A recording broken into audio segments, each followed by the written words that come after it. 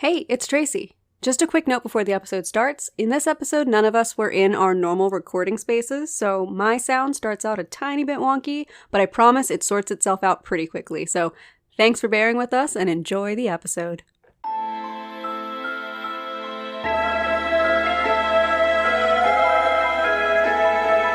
So we're all in the same state, location, geographically, state of being, state of wellness, state of mind, State of the Union. No, not state of the union, actually.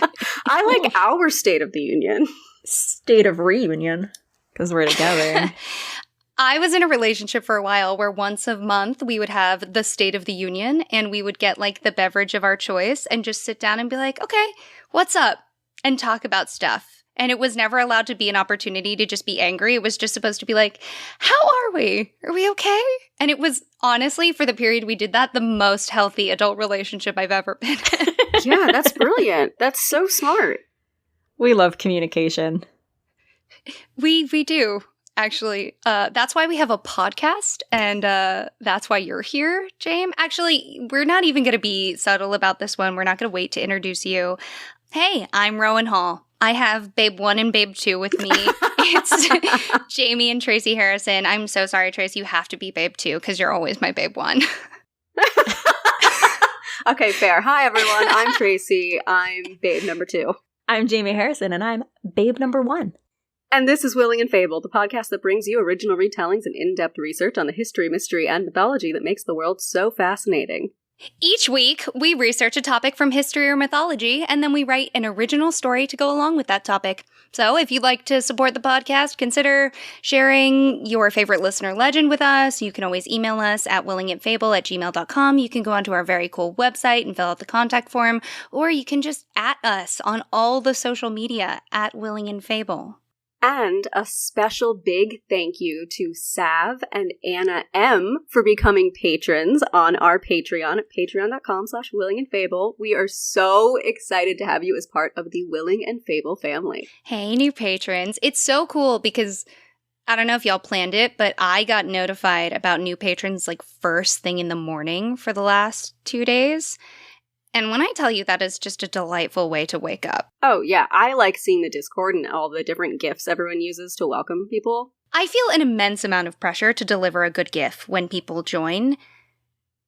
And I think I'm not doing well enough, everyone. I'm so sorry. I rotate between like 3. I've got my consistent ones that I use. And that's how I get around that. See, it's flavor of the month. Mm-hmm. Whatever meme is hot and ready on my brain is what you're going to get as a welcome. So we all went out to dinner last night with Tracy and Jamie's family, and Tracy, Jamie, and I had a whole series of conversations that were entirely composed of TikToks. Absolutely. That no one else could participate in. Not one singular human being. And trying to explain TikToks off TikTok is lame at best. It's embarrassing. Yes. I do it all the time. I'm not proud of it. It is truly a devastating experience. So this kid really likes corn, but they took it and then they made a little song out of it. And then over the song, someone did this political video that's discussing the nuance of misandry and how it coincides with someone help me, I'm losing my train. And then someone stitched it with a dog. And that's the video I sent you. So anyway, we're so cool. Not only are we so cool, we have the coolest friends and people who support this pod. So if you want to support us, you should support the people who support our podcast. And you can do that by shopping Greenleaf Geek. Our dear friend Leah gave us a special coupon code for our listeners for the advent calendars this year. And they always sell out so long before Christmas time. So if you are thinking that you might still love any human being in your life by the time winter rolls around, you should probably get on that now. If you think there will be love in your heart come this December, check out Greenleaf Geek. You are legally and contractually obligated. If you want to continue to feel the emotion of adoration in your heart and soul. So if you want to check out Greenleaf Geek, you can use our code FABLEADVENT, that's FABLEADVENT, no spaces, to get $5 off your adventure calendar. And they're so cool because it's not just fun little chocolates, it's dice sets, it's an original one-shot. It's all these surprise goodies that not even we are allowed to know about because we also have advent calendars. Yes, yeah, we're getting some and I'm so excited. And if you just want to go shopping for all of your TTRPG needs, head over to Greenleaf Geek, the classic website, and use our code FABLE, that's FABLE, for 10% off your order. Some restrictions apply. Tracy, that transition was so smooth. Thank you. And I said your part and you said my part. So do you want to keep being transition girl and I'll be whatever you want to normally call yourself? Oh, great. We do have one more way that people can support the podcast, though, before we transition into the episode. Oh, how can they do that? They can support the podcast by going to their favorite local bakery, winking at the barista, and picking out their favorite treat for themselves and maybe a friend or two. But no matter what, we're happy to have you here. Where you can do that thing where you order takeout and you ask for like 4 or 5 forks so that they can't possibly know it's all for you. That is also a great way to support our show. Yeah. Directly impacts. Oh god, the energy is chaotic today. Jamie, why are you here? What have you brought for us in your infinite brilliance? I have brought you another topic that will become clear as I begin my story, but I'm not gonna show my hand just yet. We're gonna dive into this story and it'll become apparent what I am discussing today, but I want to keep let's keep some mystery alive in the world, Rowan. Yeah, I love mystery. Let's do it. So aggressive. I'm so sorry. All right, so the story begins on March 5th, 1495. After exchanging 170 florins and the ownership of a farm near her family's home, Lisa of the Gerardini family's modest dowry was paid, and she was married to Francesco del Giocondo, a cloth and silk merchant. Now, it wasn't an extravagant or a wealthy match, but her family name had lost some of the shine, and they were pretty well past their glory days, so overall, it was a good match. In fact, there's reason to believe she actually married at least partially for love. She was the oldest of 6 siblings and lived just outside of Florence. She and Francesco had 5 children together, and she raised his son from a previous marriage, his late wife having passed shortly after childbirth. Upon the death of her husband, Francesco ensured she was taken care of and provided with money and jewels to live a life of comfort, actually writing the following in his will. Given the affection and love of the testator towards Mona Lisa, his beloved wife, in consideration of the fact that Lisa has always acted with a noble spirit and as a faithful wife, wishing that she shall have all she needs. So overall, she led what is thought to have been a comfortable and ordinary middle-class life. So why do we know so much about a seemingly average Florentine woman from 500 years ago? Because in 1503, it's believed she sat for a portrait commissioned from Leonardo da Vinci. So before you go on, I'm very pleasantly surprised by the fact that apparently she had a very lovely marriage, and even in her husband's will, he was like, I love her a lot. She's great. Here, give her good stuff. Yeah. Okay, I'm about to hot David myself right now. Never once occurred to me that Mona Lisa might be a real woman. I know I have some of the scandals in my head. I'm gonna go when Jamie talks about other things, but it never once occurred to me that she wasn't just a random model. Yeah, like I wasn't just a random hot Lisa. Hot Lisa. I just assumed he hired like a hot girl and was like, yes, this is hot Lisa. Because she was like the hottest lady of all time, right? Isn't that a thing that people have said about the Mona Lisa? I mean, she boldly did No eyebrows. She boldly went where no person should go. What listeners can't see is how much Jamie is smiling and shaking her head at every single word coming out of me and Rowan's mouths right now. I told you I was gonna hot David myself.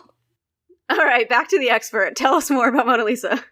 I think I actually talk about it, but spoiler alert, she probably did have eyebrows when it was originally painted. Jamie, I'm so sorry that you constantly come in here as our art expert, and I am always the person who goes, I've never considered thoughts. It's what we're here for. We're a conduit for learning.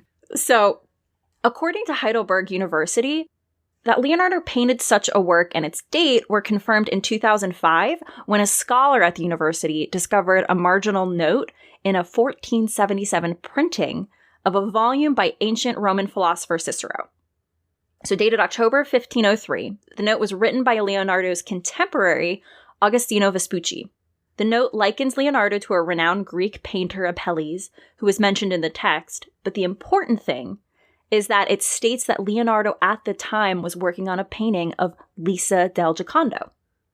So it has been pretty much confirmed. There was some doubt in the beginning, historically, as to who the subject was, but it has been pretty well confirmed that it is Lisa del Giocondo. 2005 feels really late to have confirmed that. Yeah, this text was finally rediscovered. So it had been in, I think, some archives, and that note, that marginal note was found. That was the first real confirmation we had as the identity of the sitter. So you said the sitter was Lisa del Giocondo, but you started out talking about Lisa Gherardini. She married Francesco del Giocondo. Oh! Her married name is Lisa del Giocondo. Okay, now I'm with you. Thank you. That feels like a really disproportionate O for, like, marriage. For a very clear train of thought. I don't know why I was like, I've solved the case. They're two different people.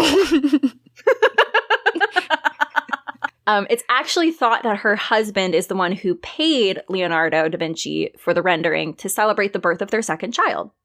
Now, as nice as a gesture as that is, she would never end up receiving the painting, as da Vinci still considered it unfinished 3 years later and would continue working on the piece for years to come. It would actually stay with him for the rest of his life. Okay, so in my family, when women have babies or adopt, as frequently happens in my family, they get jewelry. That's just the rule. When you make or acquire a child, you get jewelry. If someone commissioned a painting so that I could have it after having a child, and the artist was like, I would throw a mutiny. Absolutely not. Mm-hmm. One of us sent you, Rowan, a TikTok that was basically like, why would I want to have a baby and be pregnant? Why would I make bones I cannot keep? Funny you bring that up, because that lives rent-free in my head. I think about it at least once a week. So I feel like if you're giving up bones you have made, jewelry's like the least you could ask for. Exactly. Paintings by world-renowned artists are the least we can expect.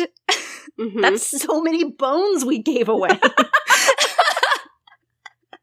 200-something bones, one painting. Make the math add up. Gave away, or in the case of a lot of people in Rowan's family, willingly took on responsibility for it. Right. So Mona Lisa. Mm-hmm. The work is known in Italian as La Gioconda, meaning Joconde, happy or jovial, or literally the Joconde one, which is a pun on the feminine form of Lisa's married name, Giocondo. In French, the painting goes by the variant La Joconde, again playing off of her original married name. It has been the painting described by John Litchfield as the best known, most visited, most written about, most sung about, most parodied work of art in the world. But why is the painting so renowned? What makes it such a masterpiece? And are we sure we know the identity of the sitter? Yes, we do. It's almost 100% Lisa Giocondo. Okay, great. We'll talk about other theories. So before we answer all of these questions, who was the artist? Leonardo was born April 15th, 1452, to Messer Piero Fruosino di Antonio da Vinci, a Florentine legal notary. His mother was an orphaned girl, Caterina de Mio Lippi. And I apologize, my Italian is, it's not great. I was sitting here very impressed. We were both sitting here so impressed. We can't ever promise accuracy, but we can promise that we'll try. So Leonardo's full name is Leonardo de Ser Pier da Vinci, meaning Leonardo, son of Messer Piero from Vinci. The inclusion of the title Sir indicated that Leonardo's father was a gentleman. So he was born in the town of Vinci, just outside of Florence, Italy. And not much is actually known about his younger years. What is known is that despite being a polymath who excelled at both mathematics, science, and art, he received only a basic and informal education in vernacular writing and reading and mathematics, possibly because his artistic talents were recognized so early, and his family instead focused their attentions on his artistic skill. Real quick question. What is vernacular writing? What does that mean specifically? Yeah, so rather than being trained in, say, Latin, he was trained in the common speak. Vernacular would just mean the common Italian. Okay. So he and his family moved to Florence, and at the age of 14, Leonardo became a garzone, which is a studio boy. And he was in the workshop of Andrea del Verrocchio, who was the leading Florentine painter and sculptor of his time. He was apprenticed by age 17 and remained in training for 7 years. Other famous painters who apprenticed in the workshop or were associated with it include Ghirlandaio, who would later apprentice Michelangelo, and Botticelli, who was famous for painting The Birth of Venus. Powerhouses! Yeah. What a time. What a time to be alive in Florence. When she said studio boy, did anyone else picture Robin Wright going, "Oh, farm boy"? Yes, I did. I do now. Princess Bride references all day, every day. That's all we do here. Welcome to Princess Bride Podcast. Willing and Fable, a Princess Bride podcast. Hand me that paintbrush. Actually, one of our patrons did call us Willing and Frasier after our Brendan Fraser episode. I loved it. So Such an honor. it's over. Fast forward to 1503, and Leonardo, having left Florence 3 years earlier to work for Cesare Borgia, has since left Borgia's service and returned to Florence. Okay. Late that year is when Leonardo begins work on a portrait of Lisa del Giocondo, the model for Mona Lisa. He would continue to work on that painting for many years, some estimate up to 10 years. 10 years on one painting? Mm-hmm.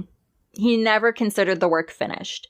I know I am filled with the audacity today because I'm sitting here thinking of all the things I've accomplished in 10 years, going, psh, Leonardo da Vinci and his one. Yeah, it is true. It's the only thing he did in his entire life that we can look at and be impressed by, so. Yeah.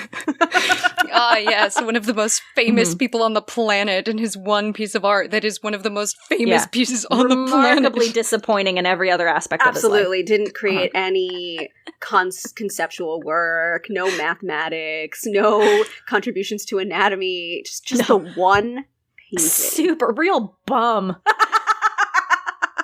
Anyway, in 1516, Leonardo enters the service of King Francis I of France, and he's given the use of a manor house near the king's residence at the Royal Chateau d'Ambrose. Leonardo died at that location on the 2nd of May, 1519, at age 67, possibly of a stroke. His work was renowned and his legacy impactful to this day. He was known to be affable, generous, and kind. He was well-loved and respected by his contemporaries.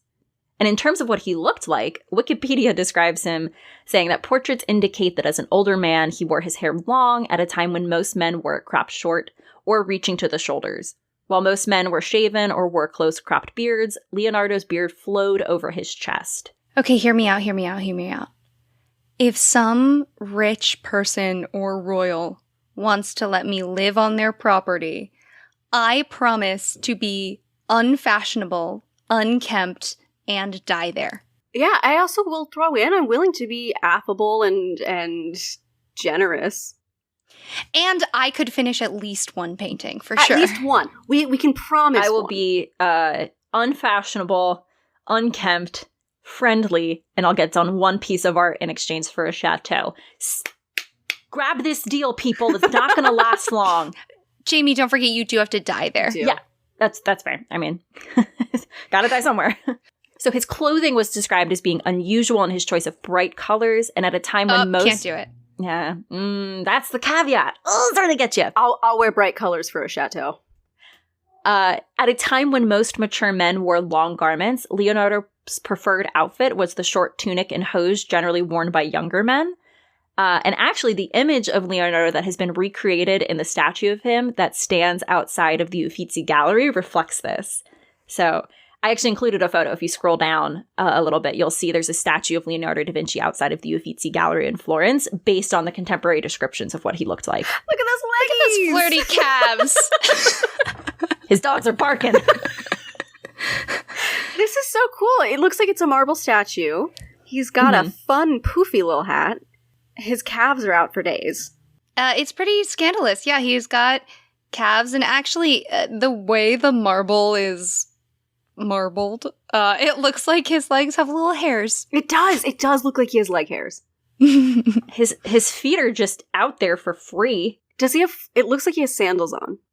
Yeah, but his toes are out. No free feet pics, Leonardo. Only free feet pics for Leonardo. He looks like a lovely gentleman. I want to be his friend. I feel like he'd be pretty judgmental of me. I don't seek his friendship. He's also got quite the curly beard, which I appreciate. Oh, yeah. I love his vibe. Yeah. His hair and his beard are like the same length. I love that it's like he dressed in the style of younger men. Like, hello, me trying to be a Gen Z. Like, it transcends boundaries. I love it. Again, give me a chateau. I'll dress like a toddler. I have no problems if you give me my own chateau. Yeah. I'll be an unfashionable, unkempt, friendly artist who makes one painting dressing well underneath their age, and then I will die if you give me a chateau for free. That's queer culture.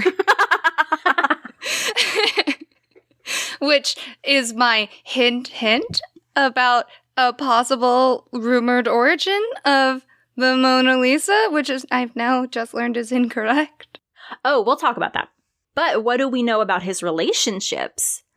So court records show that in 1476, when he was 24 years old, that he and 3 other young men were charged with sodomy in an incident involving a well-known male sex worker, sometimes referred to as a male model. The charges were dismissed for lack of evidence, and there's speculation that the Medici pulled some strings to make that happen. Okay. So despite leaving many writings for us, Leonardo very rarely wrote anything personal and never indicated any romantic interest. He never married, and it cannot be stated with certainty that he had a sexually intimate relationship with any person, male or female. While the biography written about him near his life doesn't mention any gay relationships, other more modern biographers do believe he was gay.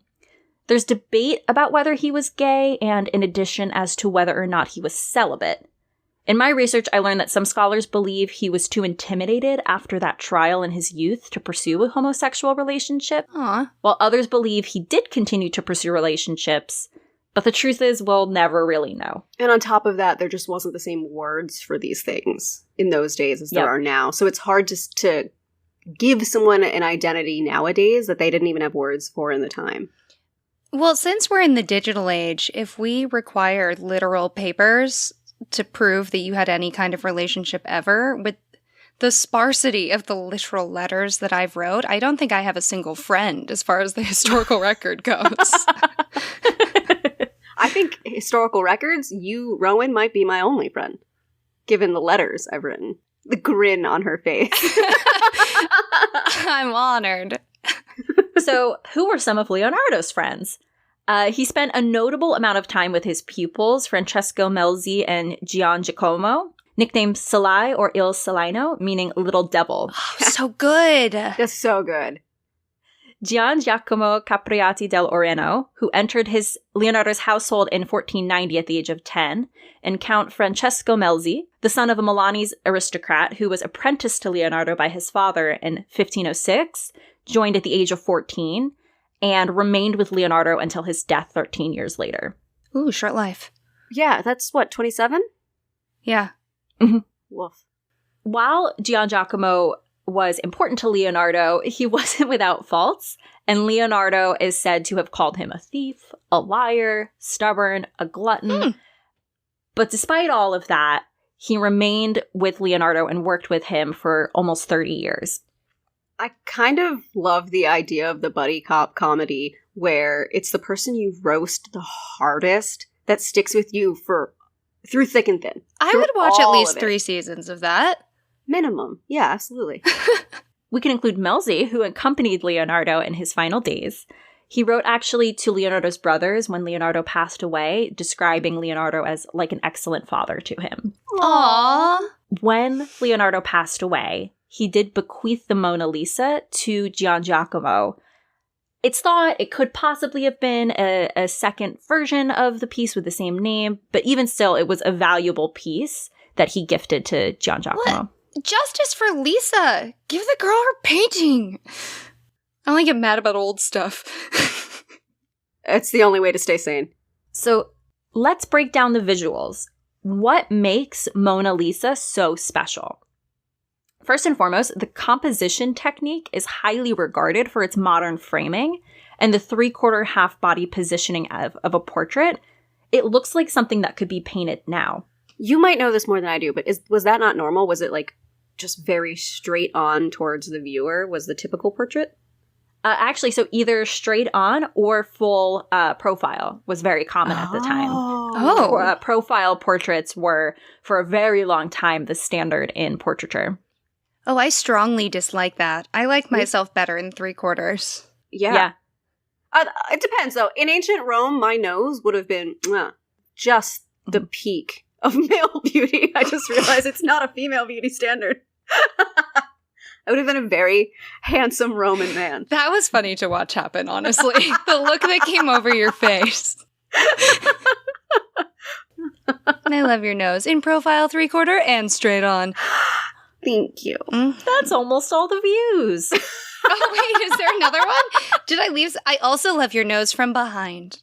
I love your nose from 3/8 perspective. Top down, bottom up, from behind, all of it.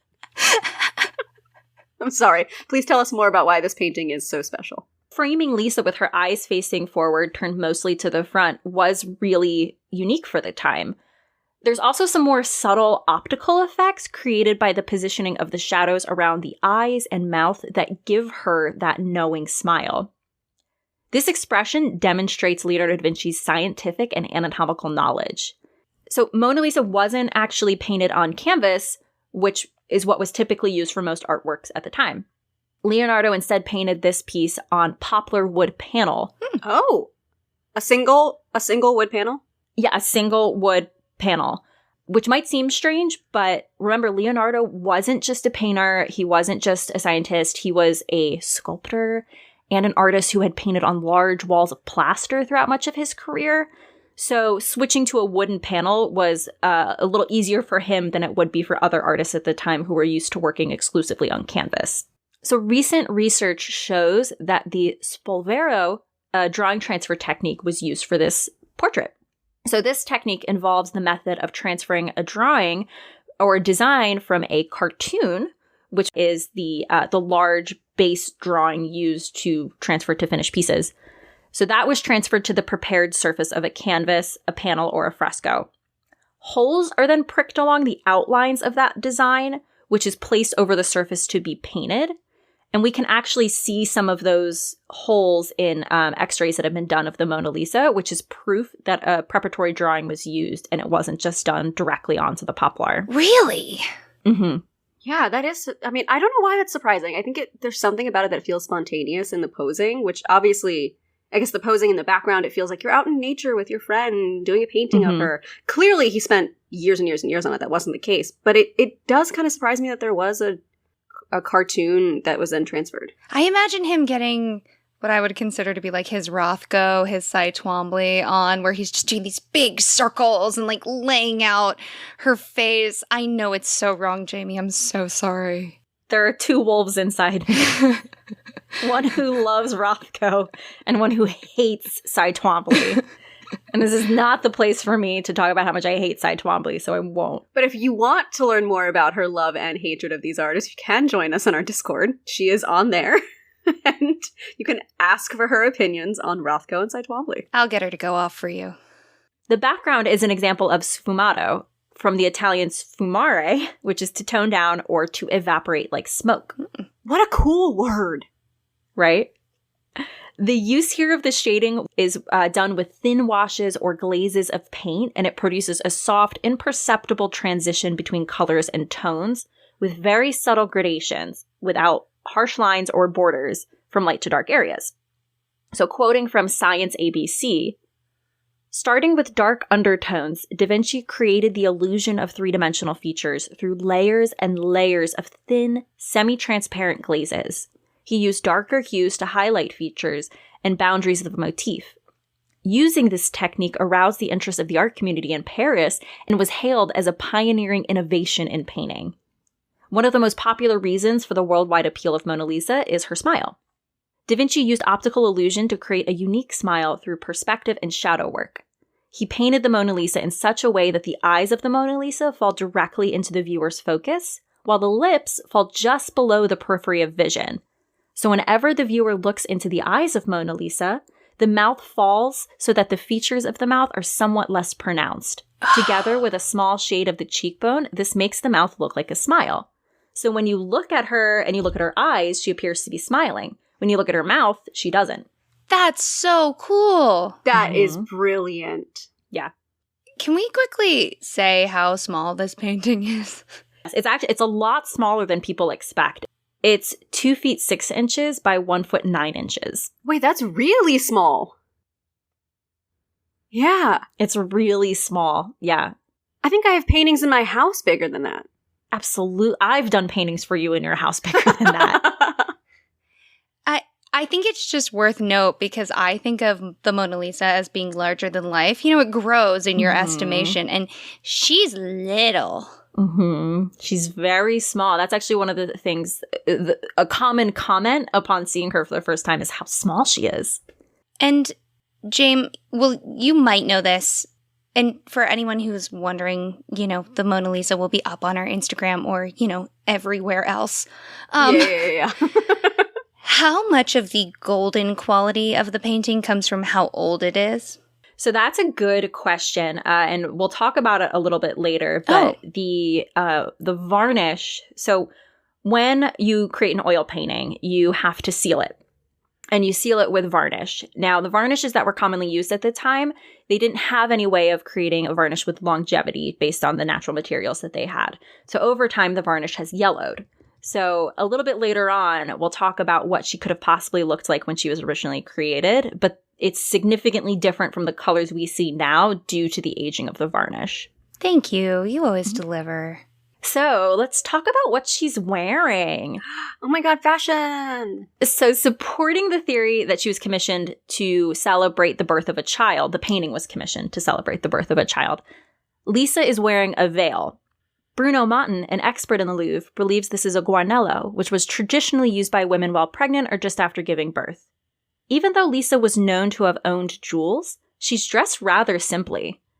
This is what Da Vinci had to say in his treatise on painting, which was published long after his death, on the subject of fashion. As far as possible, avoid the costumes of your own day.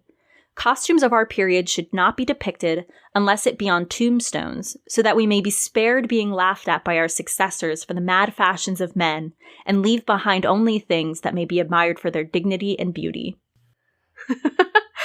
All of us on this call have elements of our clothing that is not necessarily timeless, and I love that for us.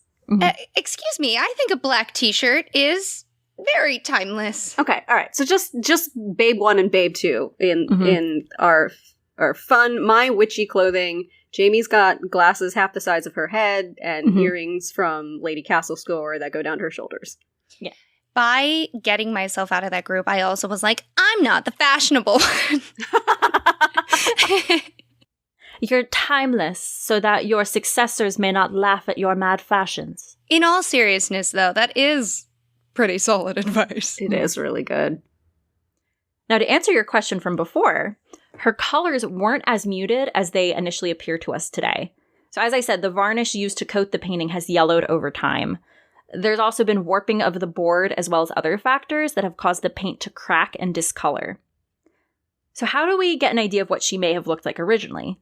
Well, we can compare the Mona Lisa to a version known as the Prado Mona Lisa, which gives us an idea of what the lady originally looked like.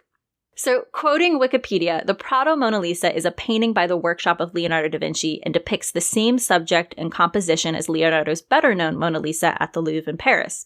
The Prado Mona Lisa has been in the collection of the Museo del Prado in Madrid, Spain since 1819, but was considered for decades a relatively unimportant copy. Following its restoration in 2012, however, the Prado's Mona Lisa has come to be understood as the earliest known studio copy of Leonardo's masterpiece. I didn't even know that existed. And I included a photo. If you scroll down, you can see what the colors originally looked like. Go, Tracy, go! This is so different. It's vibrant. Mm-hmm. It's got blues and reds. The background's a lot more blue and yellow, and her dress is like this gorgeous red gown with a sort of either deep blue or black overgown. You can see the thinness of the veils of fabric. She also has eyebrows. Okay, kind of. Barely. If you zoom in, you can see them. They're very thin, but they're there. It's funny. There is something about this that even though it is better than I could ever possibly paint, I still am like, it doesn't have quite the je ne sais quoi of the original, because this was a student painting, correct? Mm-hmm. This was a student in Leonardo's workshop. But, oh my god, the folds of fabric and all the colors. Mm-hmm. The thinness of the fabric is what gets to me. Yeah, that see-through veil that still somehow exists. It is gossamer thin. She has ringlet curls. I never knew that. So why didn't this one age in the same way the other one did? So it did. It was restored. So what that means is the varnish was removed, the paint, corrected, the cracks filled in. So there is a bit of controversy over whether or not Mona Lisa should get the same treatment. There's the idea of, it comes down to what is the art now as it aged. Does restoring it take away its history? Does it change the understanding of the piece? I'm curious what you guys think. I have an opinion on this. One day, when 500 years have gone by and I'm not looking my best, I hope that someone will restore me. An expert, ideally. I think I'm of the team. I would love to see it restored and brought to what the original artist wanted to portray. But I know Jamie and I have clearly off podcast had this conversation a few times, and it's so interesting to hear your perspective of what people say when having this conversation.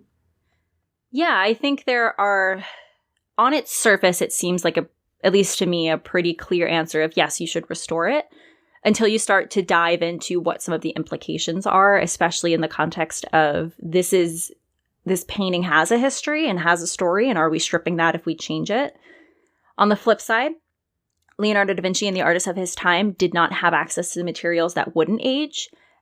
And was it their intention that 500 years from now their painting would look so drastically different? Most likely not. So are we honoring the artist by restoring it to its original vision? Potentially.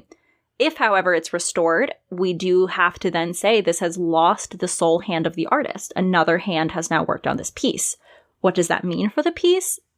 That's kind of up to everybody to interpret themselves, but it is a consideration.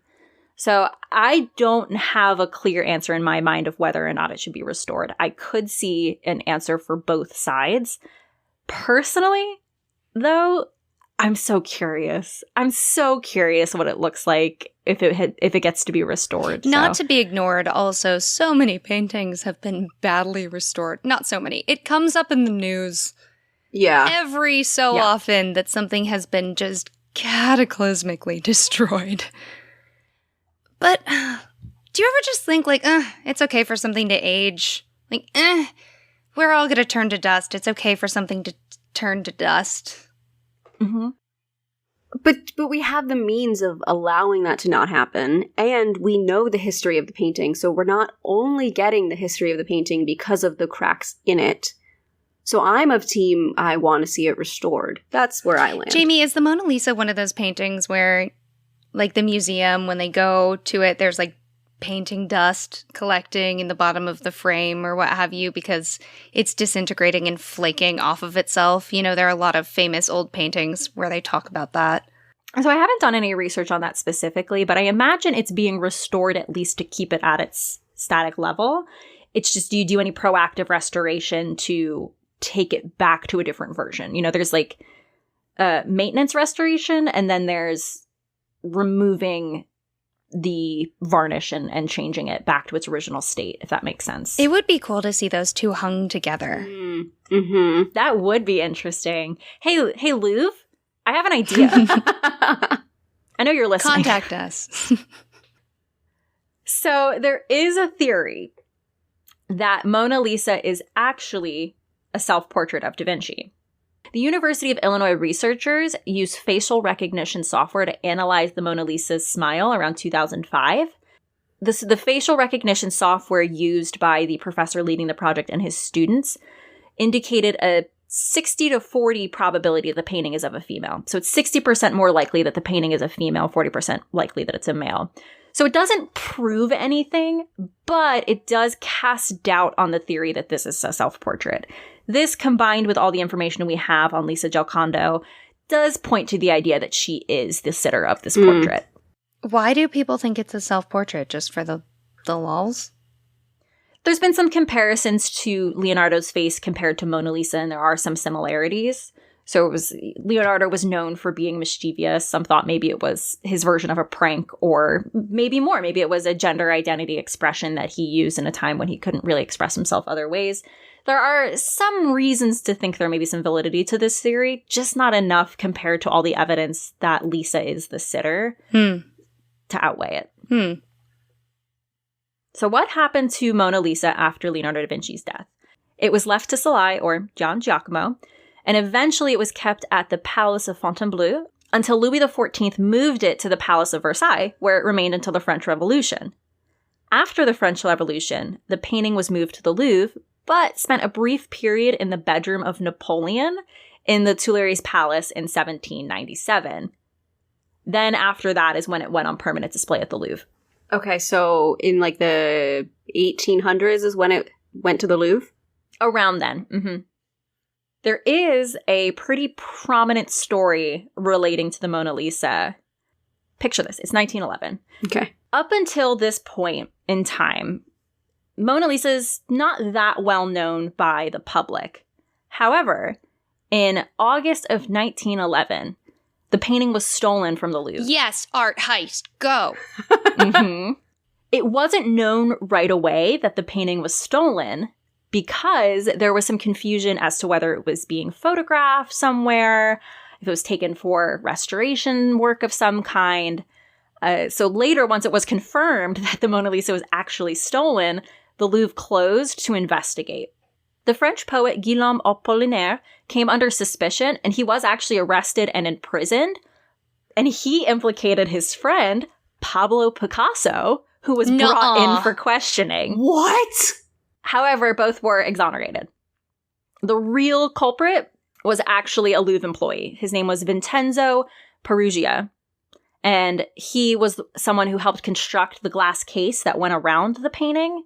So he carried out the theft by entering the building during regular hours, hiding in a broom closet, and then walking out with the painting hidden under his coat once the museum closed. All right, every D&D player out there, take note. This is how you do a heist. This is how you do it. You just build the glass case and walk out under your coat. Ugh, there's so much DNA in there.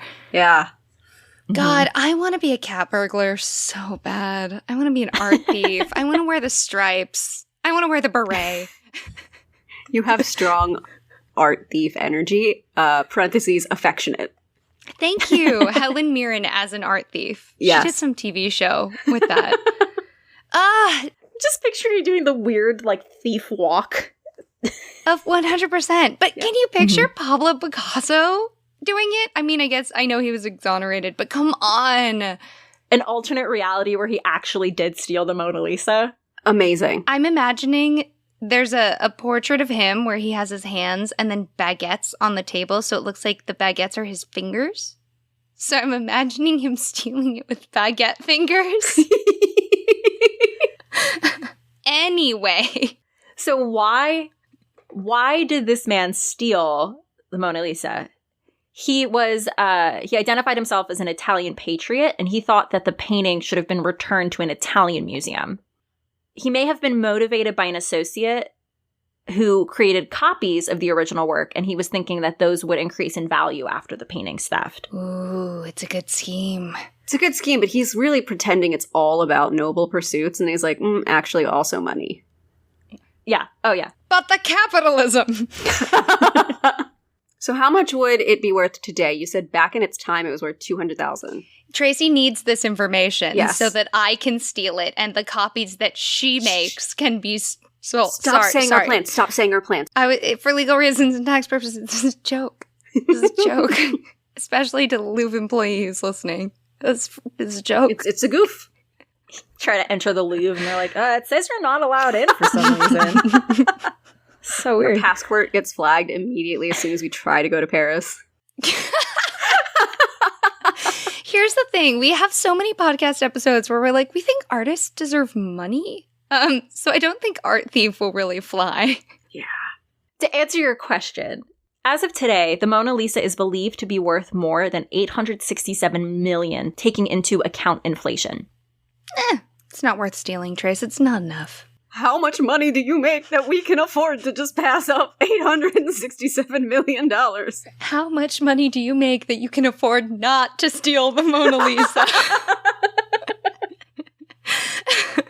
So you might be asking, why is the Mona Lisa so famous? Oh my gosh, Jamie, thank you so much. Why is the Mona Lisa so famous? I was just about to ask. Because it is. Wait, I really wasn't expecting that to be the answer. It is just famous because it's famous? It's kind of one of those things where it got famous and then that fame snowballed and it just sort of became famous for being famous. That's not to negate all of the skill that went into it. It is a truly masterful painting that was revolutionary for its time. But it also was just at the right place, at the right time, with the right people to gain even more popularity. Are you telling me the Mona Lisa's the OG influencer? She's not. Oh my god. That's a great way to describe it. As Alicia Zeljasko says in her Britannica article, although the Mona Lisa is undoubtedly good art, there is no single reason for its celebrity. Rather, it is hundreds of circumstances, from its fortuitous arrival at the Louvre to its myth-making of the 19th century to the endless reproductions of the 20th and 21st centuries that have all worked together with the painting's inherent appeal to make Mona Lisa the world's most famous painting ever. I know I'm a contrarian jerk, but the second you said the most famous painting ever, I was like, there's gotta be a more famous one. I literally can't think of any other painting that might be as famous as the Mona Lisa other than Starry Night. Maybe The Last Supper, which is also DaVinci. Oh, yeah, that's a good one. I think you might be right. I do love to make The Last Supper my Zoom background on really inopportune Zoom calls. Because then you are in the position of Jesus Christ. I was going to ask, who do you sit as? Jesus Christ, yeah. Of course. Would now be a bad time to admit that, like, the Mona Lisa, not my favorite. No, I don't think it's a bad time. Okay. It was really fun going to the Getty Museum with you, Rowan, because we both got really excited about the kind of Romantic and Baroque period where they were really into painting Greek and Roman mythology. Like, that was like, we were like, oh my god, look at the little dimples on this nymph's butt. This is so detailed. This is so fun. And then I go to museums with Jamie, and it's a totally, like, you've been so immersed in this beautiful art for so long through all of your art school and the artwork that you do that now you're less enamored with the true technical beauty of a piece and more with the conceptual pieces. So that's where, you'll take me into a room and explain Rothko to me, and I just am like, can we go back to the nymphs, please? I think there is a lot to appreciate about technical skill. I am of the mindset that technical skill can be learned by anyone. Now, how quickly you learn is based on your aptitude. For example, could I learn calculus? Yeah, probably if I sat down and spent the time on it. I'm not going to, and I'm not going to learn it nearly as fast as somebody who has a mathematic mindset. But, so I do think anybody can learn the techniques to painting. So what's impressive to me is when somebody thinks in a way I've never seen. I don't know how you teach imagination or creative thinking. You kind of can't. That's a little bit more inherent to a person. I'm picking up what you're throwing down. So that's when I go to museums. I have a lot more interest in looking at unique concepts in painting. I think the Baroque and the Renaissance is beautiful, but a lot of work was commissioned by the church or by wealthy patrons. So even the secular art that you see is still very much, here's Lisa Giocondo, here's a famous Florentine merchant. There was a hierarchy in art for a long time, and you could even argue that there still is some today, where historical representations or representations of historical events were considered some of the top, most revered pieces of art. So that's where you'll see, and this is true a little bit later on past the Renaissance, but you would see paintings of, I'm going to imagine what the story in the Battle at Troy looked like. And you'll see hundreds of figures in a complex scene. That is what was considered to be the height of sophistication, because it's taking the technical skill and it's creating an event that didn't actually exist. And how would you imagine it? At the bottom of the list were still lifes, then landscapes, then genre paintings, something like that. But lower on the list, and genre paintings would be what's considered like everyday life. So it's where you'll see paintings of like somebody milking a cow, or of, you know, women. There's some beautiful paintings of like women getting water from a river nearby. Some of those everyday depictions were seen as less impressive. But here's the thing. I can be bought. If someone wants to Medici me, I will make whatever art they want to see all gosh darn day. And I'll smile while doing it. And we'll live in our French chateau with our silly little outfits. Yeah, until 67 exactly. I'll do it how you want it, is all I'm saying. But no, you're right. I 100% get what you're saying, because I think that that's very similar to what it's like going through museums with my parents, who also are very highly educated in the arts. And I want to say, my first and foremost rule about art at museums, I've had some people ask me, like, how do I appreciate art? How do I, you know, what should I look for when I go to a museum? And my answer was always, you like what you like. Like, whatever you like is valid. If you walk in and you see a Cy Twombly and you think that's amazing, awesome, good for you. I vehemently disagree, but that's okay, because that's just my opinion and my taste, and you are completely valid to have your own opinion and your own taste. So I just want to say, while I'm giving my opinions and my thoughts on what I think about art, that's not to say that it's the only way to think about it. Your own opinion is completely valid, and as long as you're enjoying what you're looking at, fair. I had the most interesting discussion with my friend Trevor the other day. He's getting his master's in writing at NYU, and he was talking about how one of the things he really had to learn when giving criticisms, like in class, when everybody's kind of collaborating, is that you cannot give critiques based on your own taste. You have to identify what the artist is going for, and then put your kind of critiques in line with that. Like, you started here, and I think this is what you're going for. And if that is, by this point, it seems like you veered away from your original vision, or what have you. And and I so agree with that, and had never put it into that clear words. But I always know if I'm sharing art with either of you or a lot of different people I like to collaborate with, like, you guys know what I'm going for, rather than, as he put, inflicting your taste upon someone. So I think now it's time for you to share with us what you have brought today from a creative perspective. Yes. I have written for you a Shakespearean sonnet from the perspective of a Louvre guard guarding the Mona Lisa. Call me Medici, I'll put up my feet. Let's go. All right. Oh, how the days pass in a whirling blur. I stand a rock amidst the current's pull, the constant stream that stands in front of her, that gaze but miss the beauty there in full. See cameras flash on smiles wide and bright. 1,000 different voices fill the air, in company throughout the day and night. She sits alone and smiles soft and fair. To know the secret that she hides away, I feel takes more than just a passing glance.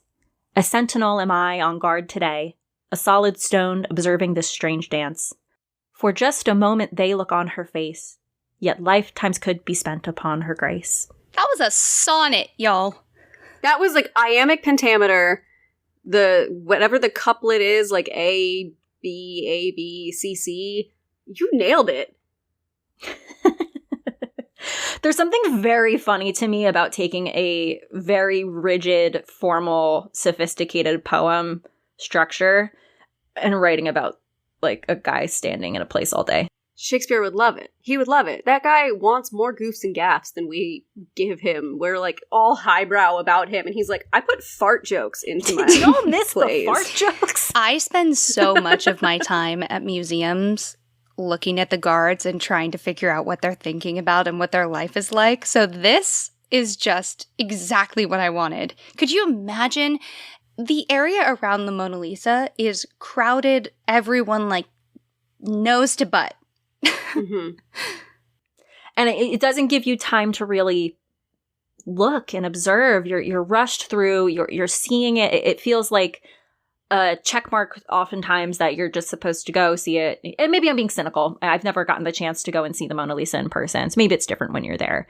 But there's a sense of, I hear stories of people saying they were disappointed. She was smaller than they expected. It's not really worth it. You can kind of skip it. It's overhyped. And I think all that's true from a tourist perspective. If you're trying to do a lot of things when you're visiting, then you're going to spend a lot of time to see one painting and you're missing so much of what else is there to see.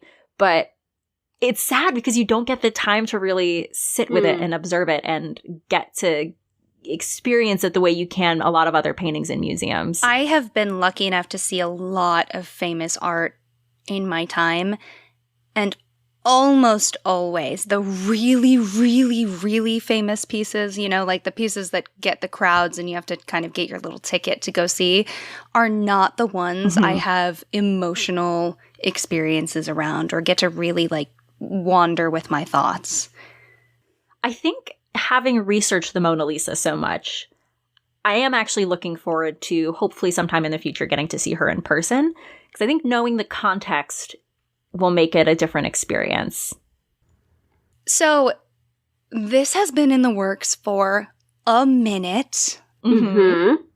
After Jamie and I recorded the Hot David episode, also known as Michelangelo. also known as our episode on Michelangelo and the statue of David, who I learned from Jamie is not merely a hot man whose name is David. He's just also a hot man whose name is David. We got a lot of requests, like a lot of requests for Hot David art, shirts, merch, mugs. And Jamie delivered. Not only did she deliver on Vaporwave Hot David, we got Vaporwave Mona Lisa and Vaporwave Achilles. Which was so cute. It went thusly. Jamie made us Hot David, and I went, ooh, woo, can we have Achilles? Because I love Achilles and Patroclus. And Jamie was like, bam, here you go. And then nothing was said, and you were like, oh, by the way, I did Mona Lisa. Which was the most exciting thing ever, because immediately Tracy and I were like, so you have to tell us about Mona Lisa. Yeah, then. we're like, obviously you have to come back and do a whole episode on Mona Lisa so we can justify this amazing piece of art as merch alongside Achilles and Hot David. It was really fun to work on. I love the idea of Vaporwave. It's just so much fun, that bright color. So I tried to make this as bright and colorful and fun as I think this podcast is. So go ahead and check it out on the Instagram and at the Willing and Fable website. You can check it out at willingandfable.com/merch. Here's the thing, and this is a secret, so Jamie, cover your ears. I want a Vaporwave Sappho so bad, so I need everyone to get loud. Please. At Jamie. Wait, now I really want that. Welcome. Okay, Jamie, you can come back now. Oh, a secret has been shared. I wish I knew what it was.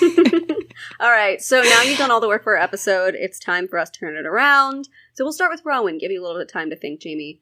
Rowan, why don't you tell me something good? My something good is future tense. Immediately after we're done recording, because I'm in Pennsylvania, we're all going to go play my friend's game. Alice is missing. Friend of the pod. Yeah, Spencer Stark has been on the podcast. He and I covered Orpheus and Eurydice, and I get to be with all my friends from our Pathfinder campaign that Jamie organized so rarely, and I really like to run a one-shot. So everyone was just like into it. It's coming out as a movie, and it just got like Casey was really enthusiastic about it, the game, which let me be like enthusiastic and offer to run it. And it was just so nice. So I'm like, I don't know if I have the word for like giddy and anxious, but also like proud aunt vibes. Like I'm so proud of Spencer, right. And I want to do his game justice because I've never run it. And like run it. It's not a game with a DM. Facilitated it. I've never facilitated it, and it's a drama. I can't think of a better group, so it's going to be awesome. And Casey, who everyone will also know from the pod, is hosting, and she texted me just before this. She was like, I got my hue lights set up. We're doing dramatic lighting. we're all ordering takeout. Like, this is friends gaming together in person. So I'm so excited. Also, I'm sorry in advance. You guys might cry. Love you. I love friends who make me cry. I love crying. No one brings the tears and the emotions quite like Spencer Stark. Oh, truly. Hey, Tracy, what's your something good? My something good is very simple. It is just that Rowan is in town, and I've got to see her in person a bunch, and it has been so lovely, and we are planning a little mini writer's retreat for us to work on some writing, and I am, like, counting down the days. I'm so excited. I'm not saying that we have been working on something, but I'm not saying it. And now it is finally your turn. Jamie, tell us something good. I am looking forward to finally moving into my new apartment. I have been in the process of moving for the last week, so things are slowly taking shape, but I've been painting, putting up wallpaper, and just getting the place all set up. So I am very excited to have my new place fully set up, and yeah, I'm looking forward to that. It's going to be really nice. You have such good taste. I have loud taste, so it's up viewers' choice if it's good or not. But I appreciate that. Minimalism is over, everyone. Oh, yes. It's maximalism or Yes. nothing. Yeah. We don't have the closet space for minimalism. I just don't have the energy for it. I love my knickknacks too much. Give me a tchotchke or give me death is what I've always said. Famously, always said. That is what she's always said. Okay, I hate to do this. I'm never the one to do this, but we have to end the podcast so I can go hang out with you guys. Yeah. Well, thank you all so much for having me. Thank you for coming, Jamie. We really, really appreciate it. We love you, babe one. Thank you so much, unnamed babe. And thank you all, you delightful babes, for listening to this podcast, and remember that stories grow with the telling. So if you like what we do, tell a friend. Or tell a foe. And we'll see you soon, okay?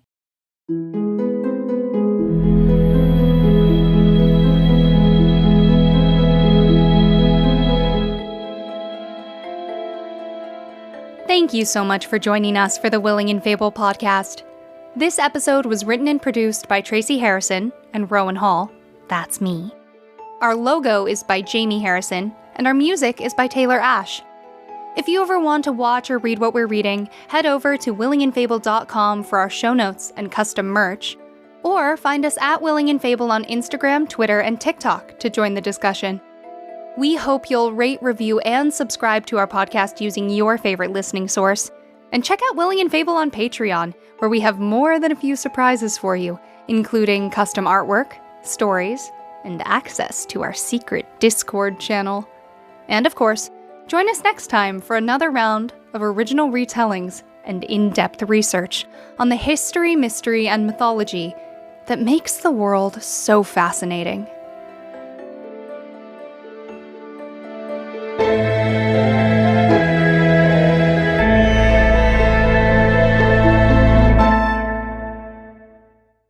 As of 2012, the This Mona is Lisa... 2021.